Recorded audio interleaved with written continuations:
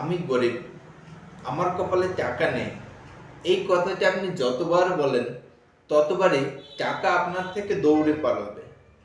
কিভাবে? আমার এক কাকা আছে, হরিপদ হরিপদ কাকা। উনি সবসময় বলতেন, গরিব হয়ে জন্ম নিয়েছি, গরিব হয়েই মরতে হবে। জীবনে তো কত সুযোগ এলো তার জীবনে, একটা সুযোগও তিনি গ্রহণ করলেন না। বিশ্বাসই করতে পারেননি যে এতে ওনার উন্নতি হবে।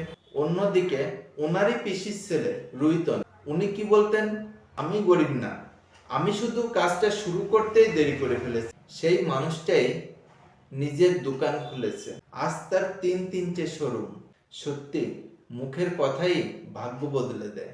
আপনার মুখের কথা শুনে যদি টাকা দৌড়ে পালায়, আপনি যদি টাকাকে আপনার কাছে টানতে না পারেন, তাহলে আমার এই মানি এক এক কয়েন এই সিরিজের ভিডিওগুলো দেখতে পারেন। ধন্যবাদ।